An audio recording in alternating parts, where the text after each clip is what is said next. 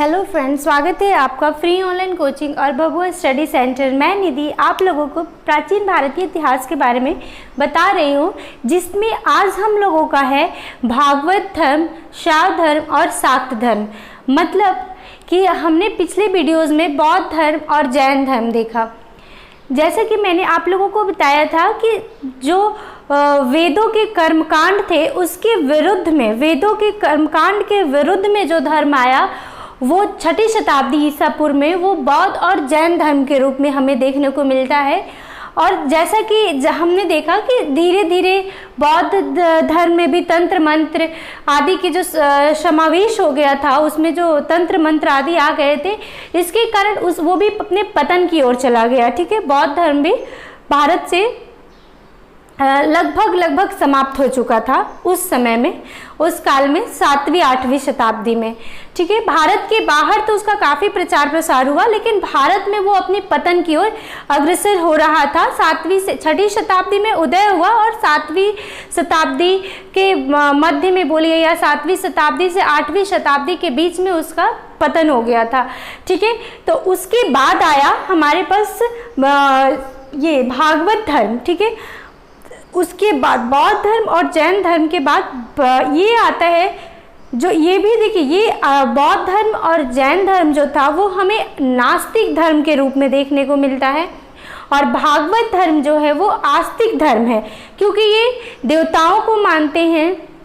देखिए, ये वेदों के अस्तित्व को तो मानते हैं, लेकिन जो कर्म कांड हैं, जो कठोर नियम बनाए गए थे, जो पूजा के जो अलग अलग कठोर नियम बनाए गए थे, उनके विरुद्ध में इस धर्म का उदय हुआ था। ठीक है, ये है हमारा भागवत धर्म, शैव धर्म और शाक्त धर्म। ठीक है, ये देखिए, ये भागवत धर्म, शैव धर्म और शाक्त धर्म अलग अलग देवताओं के पूजे जाने के कारण अलग अलग नाम है, और इसकी जो प्रसिद्धि है वो अलग अलग चरण में हमें देखने को मिलता है, इसलिए इसको अलग अलग धर्म के नाम से जाना जाता है। ठीक है, जैसे देखिए, सबसे पहले अभी हम लोग पढ़ते हैं भागवत धर्म।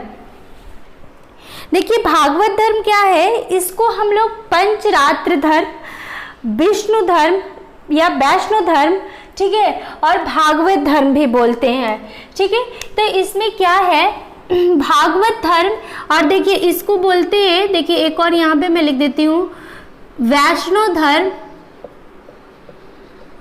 धर्म और पांचरात्र। ठीक है, पांचरात्र धर्म। ठीक है, ये तीनों ही धर्म इस नाम से जाना जाता है। जो विष्णु के उपासक होते हैं वो वैष्णव कहलाते हैं। ठीक है, तो और पांच रात्र क्या होता है, ऐसा माना जाता है कि भागवत धर्म का जो सिद्धांत है, जो नियम है, वो 5 रात्र में बनाए गए थे। ठीक है, इसलिए इसको 5 रात्र धर्म भी कहा जाता है। और उसके बाद भागवत धर्म क्या आता है, वासुदेव के रूप को भगवत, ठीक है, और उसी से ये भागवत शब्द आया है। ठीक है, तो इसको भागवत धर्म, वैष्णव और 5 रात्र, ठीक है, ये तीनों ही धर्म के नाम से जाने जाते हैं। इसका उद्भव मौर्योत्तर काल में होता है। मौर्य काल में इसके प्रमाण नहीं मिलते हैं, इसीलिए कहा जाता है, इसके जो प्रमाण मिलते हैं वो हमें सुंग काल से देखने को मिलते हैं। ठीक है, और उसके बाद गुप्त काल में इसके जो इस धर्म की जो पराकाष्ठा है वो अपने चरम पे रहती है। ठीक है, इस धर्म की सबसे ज़्यादा जो प्रसिद्धि है वो गुप्त काल में देखने को मिलती है, लेकिन सर्वप्रथम प्रमाण हमें शुंग काल में देखने को मिलता है, इसीलिए कहा जाता है कि ये मौर्योत्तर काल के धर्म है। ठीक है, और जो बौद्ध और जैन है वो मौर्य काल से पहले का धर्म है, और ये मौर्य काल के बाद का धर्म है। मौर्योत्तर मतलब मौर्य के उत्तर, उत्तर मतलब बाद होता है, तो मौर्योत्तर काल का धर्म है ये। ठीक है, प्रारंभिक जानकारी उपनिषद से मिलती है। ये देखिए, उपनिषद में इस धर्म का, देखिए मैंने बताया कि ये मौर्योत्तर काल का धर्म है। इसका मतलब कि हमें इसका अस्तित्व जो है, जो विकास है, जो विस्तार है वो हमें मौर्योत्तर काल के बाद देखने मिलते हैं। लेकिन होता है कुछ प्रमाण, जैसे कृष्ण को अरिष्ट नेमि से जोड़ के देखा जाता है जैन धर्म के अनुसार, वैसे ही छांदोग्य उपनिषद में कृष्ण का नाम मिलता है। तो इसी से पता चलता है कि भागवत धर्म का, वैष्णव धर्म का जो पहला साक्ष्य प्राप्त हुआ या पहला वर्णन प्राप्त होता है वो हमें उपनिषद से मिलता है। ठीक है, अब देखते हैं हम लोग। देखिए, इस धर्म के संस्थापक वासुदेव कृष्ण है। ठीक है, जो वृष्णि वंशीय यादव कुल के थे। और सर्वप्रथम कृष्ण का उल्लेख, जैसा मैंने बताया, छांदोग्य उपनिषद में मिलता है। कृष्ण को देवकी का पुत्र और घोर अंगिरस का शिष्य बताया गया है। छांदोग्य उपनिषद में कृष्ण को देवकी का पुत्र और घोर अंगिरस का शिष्य बताया गया है। ब्राह्मण धर्म के जटिल कर्मकांड, देखिए बौद्ध धर्म और जैन धर्म का भी उदय वेदों के विरुद्ध हुआ था। ठीक है, उसके बाद बौद्ध धर्म और जैन, जो देखिए बौद्ध धर्म जैन धर्म मानव के सेवा भाव से उत्पन्न जो धर्म थे। ठीक है, उन धर्मों का क्या था, वो किसी देवताओं का पूजन, वो आगे चलकर विभाजन हो गए थे धर्मों में, तो वो अलग अलग अपने नियमों के अनुसार। लेकिन मेन जो इसकी फिलॉसफी है इस धर्म की, जो मेन जो इस धर्म के दर्शन कह सकते हैं आप, जो वो है कि मानव की सेवा भाव, किसका, बौद्ध और जैन धर्म का मेन जो पॉइंट है, जो मेन जिस कारण से धर्म की उत्पत्ति हुई थी, वो था मानव का सेवा भाव और कर्म कांड आडंबरों के विरुद्ध में हुआ था। ठीक है, वेदों के प्रमाण को न मानते हुए हुआ था। लेकिन फिर ये इस धर्म को, जो भागवत धर्म है, उसका उदय हुआ था ब्राह्मण धर्म के जटिल कर्मकांड और यज्ञीय व्यवस्था के विरुद्ध। प्रथम संप्रदाय भागवत धर्म संप्रदाय था। विष्णु का अवतार माना गया है, कृष्ण को विष्णु का अवतार माना गया है, और इसी से हमें अवतारवाद, ठीक है, अवतारवाद की जो परिकल्पना है वो हमें इसी धर्म से प्राप्त होता है। बाद में इसका समीकरण नारायण से कर दिया गया। देखिए, सबसे पहले तो भागवत धर्म के संस्थापक कृष्ण मिलते हैं। ठीक है, सबसे पहले कृष्ण हैं, उसके बाद नारायण आते हैं। ठीक है, उसके बाद विष्णु आते हैं। ठीक है, अब देखिए, इसको कृष्ण है तो ये क्या, वासुदेव कृष्ण। ठीक है, वासुदेव कृष्ण और भगवत होता, भगवत से संप्रदाय से रिलेटेड करके इसको भागवत धर्म बोला जाता है। ठीक है, भागवत धर्म और नारायणी धर्म,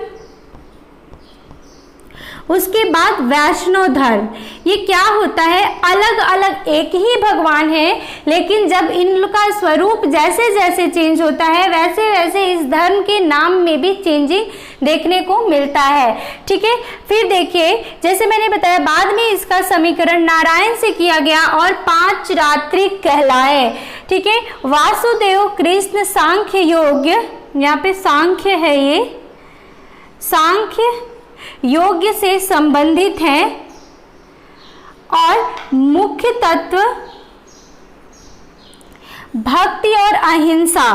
भगवान विष्णु के आराध्य मानने वाले वैष्णव और अवतार का पहला प्रथम उल्लेख जो है वो हमें भगवत गीता में प्राप्त होता है। ये क्वेश्चन इंपॉर्टेंट बनता है यहाँ से कि अवतारवाद का पहला जो हमें प्रमाण प्राप्त होता है वो भगवत गीता से प्राप्त होता है। वासुदेव कृष्ण का सहित 4 वृष्णि वीरों की पूजा चतुर्व्यूह के रूप में किया जाता है। आगे भागवत धर्म में चतुर्व्यूह की पूजा होने लग गई थी। चतुर्व्यूह मतलब 4 देवताओं के, यानी कि ऐसा माना गया कि इन 4 देवताओं के व्यू से ही संसार का निर्माण हुआ है, और ये थे संकर्षण, कृष्ण, अनिरुद्ध और शाम को आगे चलकर सूर्य देवता के रूप में पूजा जाने लगा। ठीक है, ये यूनानी सूर्य देवता को शाम के रूप में जाना जाता था। तो बाद में जब हम लोग पंचव्यूह, जैसे जब 5 देवता आते हैं, पहले 5 देवता थे, फिर उसके बाद एक को हटा दिया गया, फिर ये सांब आ जाते हैं, फिर बाद में इनको हटा दिया जाता है। ठीक है, फिर देखिए मेगास्थनीज ने कृष्ण को हेराक्लिस कहा है। ठीक है, हेराक्लिस यूनानियों के देवता, यूनानियों ने कृष्ण को हेराक्लिस देवता के रूप में माना है। फिर देखिए विष्णु के 10 अवतार, विष्णु के 10 अवतार मत्स्य पुराण में इसका वर्णन मिलता है हमें। मत्स्य पुराण से विष्णु के 10 अवतार पता चलते हैं। कौन कौन से, देखिए मत्स्य, कूर्म, वराह, नरसिंह, वामन, परशुराम, राम, बलराम, बुद्ध और कल्कि। अब देखिए ये जो 10 अवतार हैं तो ये क्या है, जैसे जैसे मानव, जैसे मैंने पाषाण युग से पढ़ाया है, पाषाण काल में क्या था, मानव सबसे पहले क्या अस्थायी रूप से रहता था।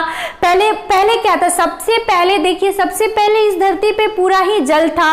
ठीक है, तो यानी कि सबसे पहले जो है वो जलीय जीव के रूप में आए होंगे। फिर जैसे जैसे जल कम होने लग गया तो क्या था, समुद्र जब कम होने लग गया तो जो ऐसे जीव का जन्म होने लग गया धरती पे जो जल और स्थल उभयचर बोला जाता है जिसको, वो उस तरीके से जीव जन्म लेने लग गए। उसके बाद क्या, आदि मानव, जो आधा मानव और आधा पशु के रूप में जन्म लेने लग गए। फिर उसके बाद आते हैं कि वो लोग अस्थायी तो जीवन व्यतीत करते ही थे। उसके बाद आते हैं कि जैसे मैं मानव का विकास पढ़ाऊंगी उसमें देखेंगे, जैसे मानव का विकास होता है तो पहले क्या होता है, आदि मानव के रूप में मानव जब होता है वो आधा मनुष्य और आधा पशु के रूप में उसका शरीर होता है। फिर उसके बाद छोटा कद होता है। ठीक है, छोटे कद के रूप में मानव, सबसे पहले जो मानव हमें मिलता है वो छोटा कद होता है उसका। ठीक है, उसके बाद आगे जाके मानव का विकास होता है। तो मानव का विकास कई चरणों में दिखने को मिलता है पृथ्वी पर। ठीक है, तो ये विष्णु के 10 अवतार वैसे तो हमें मत्स्य पुराण से मिला है, लेकिन इसको अगर आप वैसे जोड़ कर देखेंगे तो ये हमें इस तरीके से मिलता है। देखिए मत्स्य पुराण यानी मत्स्य मतलब मछली, यानी कि ये सिर्फ जल में रहने वाले। तो जैसे मैंने बताया कि सबसे पहले पृथ्वी पर किस जीव का हुआ था, जो जल में रहते थे, क्योंकि पृथ्वी पर पूरा जल था। तो पूरा जल था तो क्या हुआ था, सबसे पहले जलीय जीव का उत्पत्ति हुई थी। ठीक है, उसके बाद कुर्म मतलब होता है कछुआ, मतलब ये उभयचर जीव आता है। उभयचर जीव का मतलब क्या होता है, जो जल में और स्थल पर दोनों जगह रहे। तो कछुआ क्या है, वो जल में भी रह सकता है और स्थल पे भी रह सकता है। ठीक है, तो उसके बाद मानव का भी इसी तरीके से होता है जन। फिर देखिए वराह सर्वाधिक लोकप्रिय, ये देखिए वराह सर्वाधिक लोकप्रिय है। उसके बाद नरसिंह आते हैं। नरसिंह में क्या है, आधा नर और आधा पशु का जो उनका अवतार होता है। ठीक है, तो ये नरसिंह अवतार, वामन अवतार में क्या होता है, छोटा कद होता है। ठीक है, उसके बाद परशुराम, परशुराम क्या है, हाथ में हमेशा कुल्हाड़ी लिए रहते हैं, उनके हाथ में अस्त्र होता है। इसका मतलब मानव जब छोटे कद से जब मानव का आगे विकास हुआ तो वो क्या करता था, नए नए तरीकों को खोज करने के लिए या नए नए अपने शिकार करने के लिए या किसी भी तरीके से अस्त्रों का प्रयोग करने लग गया। तो उस हिसाब से आप देखेंगे तो ये परशुराम का जन्म हुआ। ठीक है, फिर आते हैं राम। राम देखिए एक फिर मनुष्य का जन्म होता है। तो जब मनुष्य का जन्म होता है उस समय मनुष्य के पास शक्ति अंदर होती है लेकिन वो प्रदर्शित नहीं कर पाता है। ठीक है, तो सेम वैसे ही राम का है, राम के पास क्या है, शक्ति तो है लेकिन वो अपनी शक्ति का कभी प्रदर्शन नहीं किए थे। ठीक है, तो ये राम हो गए। फिर बलराम, बुद्ध और कल्कि। ठीक है, इस तरीके से हमें मतलब हम मानव के विकास के अनुसार ही इन 10 जो ये हमारे अवतार हैं उनको जोड़कर देख सकते हैं।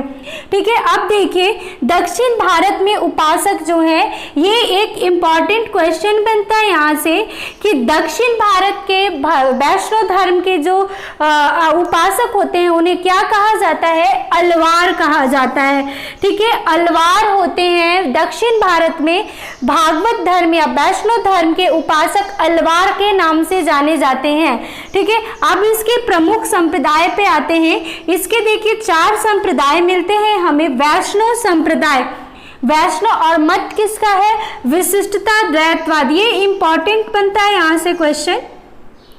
रामानुज आचार्य हैं इसके रामानुज, ब्रह्म संप्रदाय द्वैतवाद आनंद तीर्थ, रुद्र संप्रदाय शुद्ध द्वैतावाद वल्लभाचार्य और सनक संप्रदाय द्वैतवाद निम्बार्काचार्य।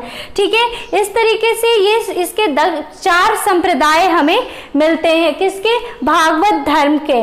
अब देखिए सात्वत पद्धति योग, इसका क्या मतलब हुआ, इसको सात्वत पद्धति योग भी कहा जाता है इस धर्म को, यानी कि सात्वत सिद्धांत भी कहा जाता है, सात्वत धर्म भी कहा जाता है। इस वजह से देखिए सात्वत सिद्धांत क्या होता है कि जो भागवत धर्म का सिद्धांत है, ठीक है, ऐसा माना जाता है कि जो भागवत धर्म का सिद्धांत है वो सबसे पहले ये देखिए ये वर्णन हमें कहाँ से प्राप्त होता है, भगवत गीता से प्राप्त होता है। ठीक है, भगवत गीता से हमें प्राप्त होता है कि सबसे पहले जो भागवत धर्म यानी कि वैष्णव धर्म का जो सिद्धांत है, सबसे पहले ब्रह्मा ने सूर्य को दिया था, सूर्य ने मनु को दिया और मनु ने इक्ष्वाकु को दिया। ठीक है, और ये इसी क्रम से चलता रहा, इसी क्रम को ही, इस क्रम से जो धर्म के सिद्धांत देते चले गए लोग, उसे ही सात्वत सिद्धांत या सात्वत पद्धति कहा जाता है। ठीक है, अब देखिए नवदा भक्ति पर बल देते थे, इस धर्म के जो अनुयायी थे, इस धर्म के जो उपासक थे, वो नवदा भक्ति पर बल देते थे। नवदा भक्ति क्या होता है, नवदा भक्ति का मतलब होता है जैसे कीर्तन, पूजा, अर्चना, वंदना, ये सारी चीजें होती हैं, वो नवधा भक्ति होती है। इस प्रकार से 9 होते हैं, उन्हें नवधा भक्ति होता है। ठीक है, तो ये भागवत धर्म में कीर्तन, पूजन, जो ये होता है कीर्तन, पूजन, वंदना, अर्चना, इन सारे को नवधा भक्ति कहा जाता है। ठीक है, अब देखिए गुप्त काल में चरमोत्कर्ष पे था, जैसा कि मैंने बताया था, जैसे कहाँ से, जैसे चंद्रगुप्त द्वितीय, कुमारगुप्त प्रथम और स्कंदगुप्त ने परम भागवत की उपाधि धारण की थी। ठीक है, और देखिए उसके बाद हमें मैंने बताया ना ये मौर्योत्तर काल का है, तो ठीक है, तो जैसे देखिए कुषाण के जो कुषाण काल का जो हुविष्क शासन है, उसके सिक्कों पे भी हमें शिव का अंकन मिलता है। ठीक है, तो उसके बाद देखिए इन लोग चंद्रगुप्त द्वितीय, कुमारगुप्त प्रथम और स्कंदगुप्त ने परम भागवत की उपाधि धारण की थी। और उसके बाद इसी समय हेलियोडोरस आता है। ठीक है, तक्षशिला का निवासी है वो हेलियोडोरस आता है जो भागभद्र के सभा में, तो वो वेश नगर में गरुड़ स्तंभ स्थापित करता है और वो गरुड़ स्तंभ वैष्णव धर्म विष्णु को समर्पित है वो। ठीक है, ये सारे हमें पुरातात्विक साक्ष्य मिलते हैं। अब देखिए अंडाल या कोदई, ये इंपॉर्टेंट है, अंडाल या कोदई होता है, ये अंडाल नाम है इनका। ठीक है, ये नाम अधिकतर पेपर में ये अंडाल मिलता है, ठीक है, या कोदई कहीं कहीं पे मिलता है, लेकिन पेपर में ये अंडाल ही पूछा जाता है। एकमात्र महिला अलवार है, इन्हें दक्षिण भारत की मीराबाई कहा जाता है। ठीक है, और उसके बाद जैसे मैंने बताया कि इसके बाद देखेंगे हम लोग इसके शैव धर्म को देखेंगे इसके बाद। ठीक है, इसके बाद शैव धर्म आता है। तो देखिए क्या होता है कि मैंने जैसे बताया कि भागवत धर्म, वैष्णव धर्म और 5 रात्रि, इन नामों से ही इस धर्म को जाना जाता है। ठीक है, तो इस तरीके से भागवत धर्म में अब आगे हम लोग इसके शैव धर्म देखते हैं। ठीक है, तो अभी हम लोग इसके बाद शैव धर्म देखते हैं। फिर अब देखिए शैव धर्म। शैव धर्म में जैसे भागवत धर्म दिखा, वो विष्णु के उपासक को कहा जाता था। ठीक है, अब इसमें शैव धर्म में क्या है, ये शैव को उपासक को देखिए भगवान शिव की पूजा करने वाले को शैव और शिव से संबंधित धर्म शैव धर्म कहलाता है। और ये भागवत धर्म, शैव धर्म और शाक्त धर्म, ये तीनों ही साथ साथ चल रहे थे 7वीं से 8वीं शताब्दी ईसा पूर्व। ठीक है, 6ठी 7वीं ईस्वी में। ठीक है, छठी सातवीं ईस्वी में ये क्या थे, शैव धर्म और भागवत धर्म दोनों ही साथ साथ चल रहे थे। पहले हम लोग को देखते हैं कि भागवत धर्म का विस्तार देखने को मिलता है जो गुप्त काल में अपने चरमोत्कर्ष पे था, और उसके बाद शैव धर्म का विकास देखने को मिलता है। इसका पुरातात्विक साक्ष्य है हड़प्पा में शिवलिंग के रूप में। हड़प्पा से एक शिवलिंग प्राप्त हुआ है, तो पुरातात्विक साक्ष्य से यह पता चलता है कि देखिए कोई भी धर्म अचानक तो आता नहीं है, उसका अलग अलग रूप में विकास देखने को मिलता है। ठीक है, जैसे देखिए शिव के जो है वो अनेक नाम मिलते हैं। जैसे ऋग्वेद में हमें रुद्र रूप देखने को, मतलब रुद्र नाम से उनको रुद्र नाम से जाना जाता है। ऋग्वेद में उन्हें रुद्र के नाम से जाना जाता है। तो इस तरीके से देखिए, जैसे यहाँ लिखे रुद्र नामक देवता, मतलब ऋग्वेद में रुद्र नामक देवता थे। ठीक है, अथर्ववेद में भव सर्व पशुपति भूपति। तो इस तरीके से आगे आगे उनका विस्तार हुआ है, और हड़प्पा काल में ही हमें शिवलिंग देखने को मिलता है। इसका मतलब है कि जो भले ही वो शैव धर्म के रूप में ना हो, जिस तरीके से विस्तार हमें 7वीं 8वीं ईस्वी में देखने को मिलती है उस प्रकार से ना हो, लेकिन ये धर्म का जो धर्म धीरे धीरे विकास होता है और किसी समय वो अपने चरमोत्कर्ष पे रहता है। ठीक है, जिस तरीके से शैव धर्म और भागवत धर्म को 7वीं 8वीं शताब्दी ईस्वी में देखा जाता है कि वो अपने चरमोत्कर्ष पे था। ठीक है, अब देखिए लिंग पूजा का पहला प्रमाण मत्स्य पुराण में मिलता है। 4 शाखाएं या संप्रदाय हैं, इसकी शैव धर्म की 4 शाखाएं मिलती हैं।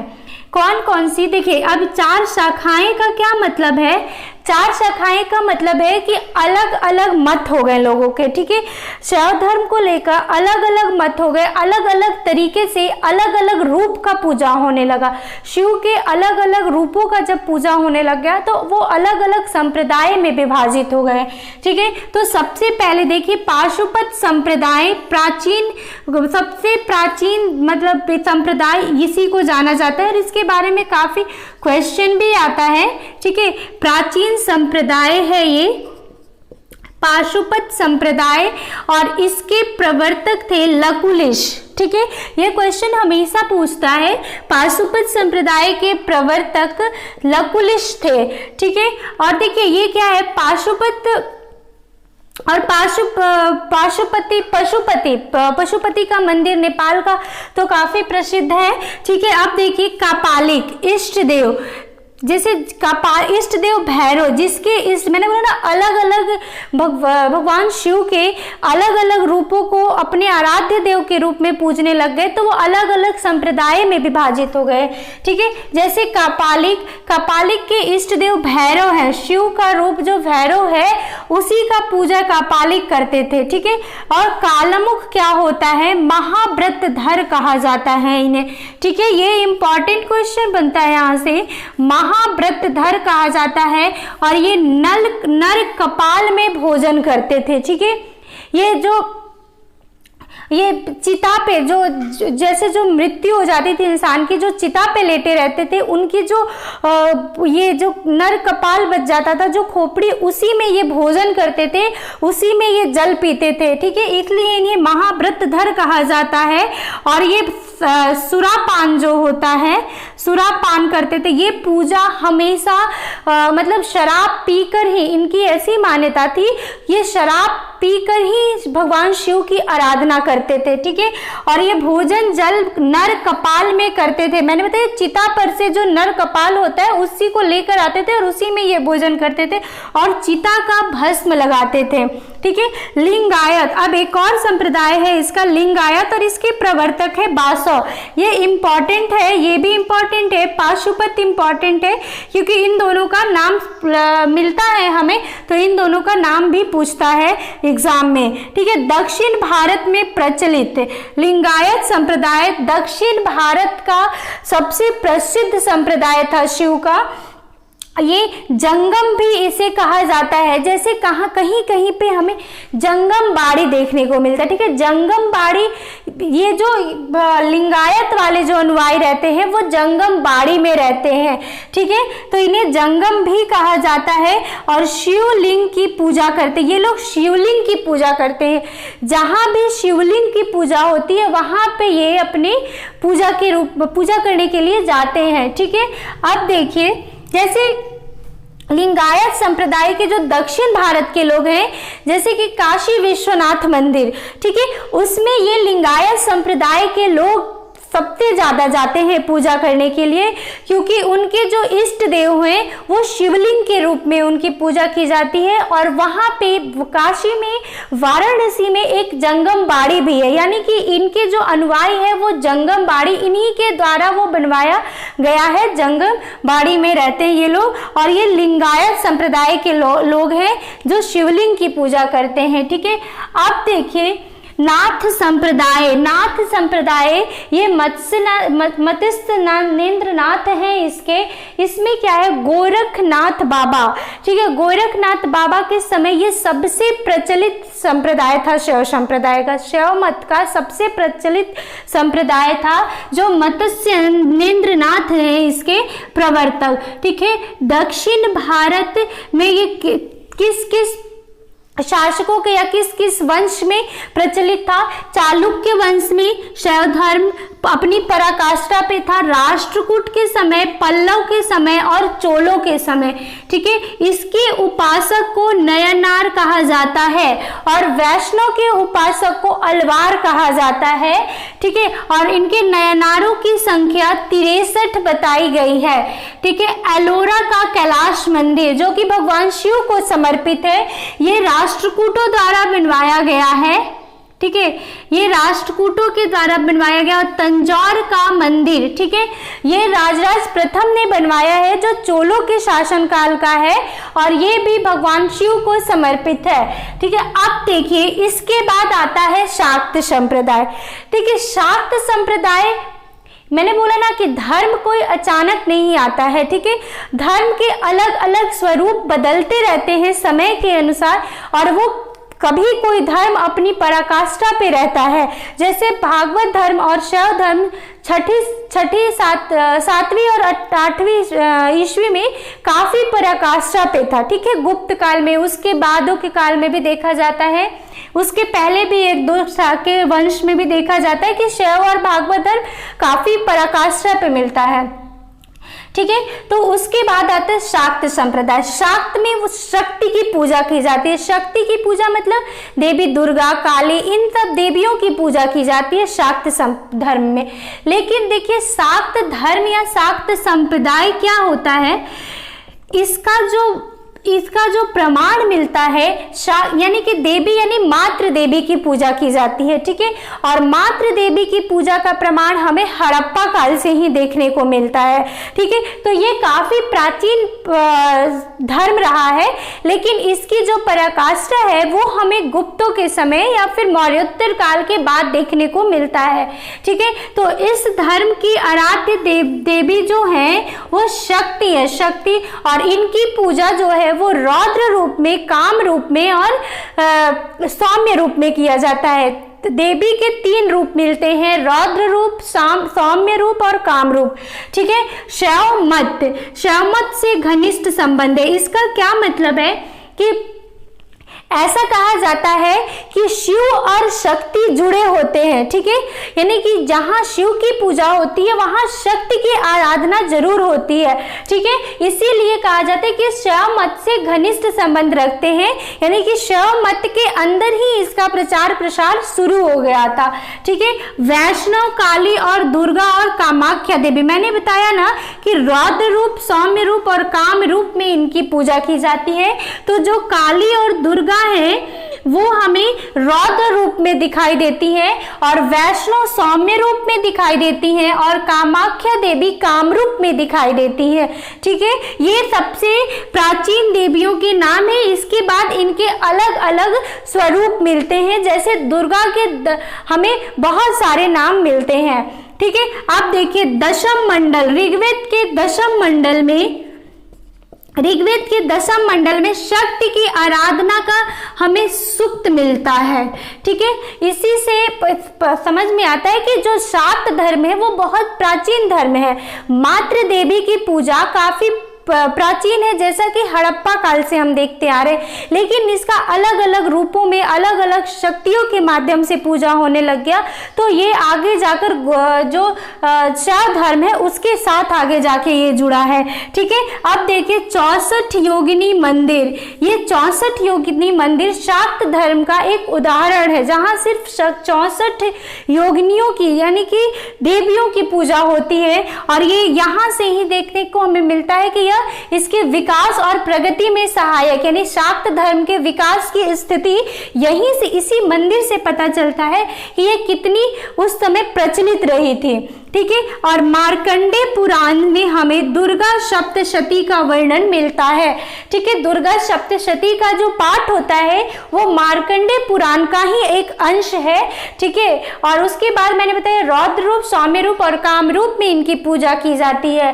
ठीक है, और अलग अलग तरीके से आगे जाकर इनकी पूजा का विस्तार होता है, अलग अलग रूपों का पूजा होता है। उसके बाद आता है सूर्य की उपासना की जाती है।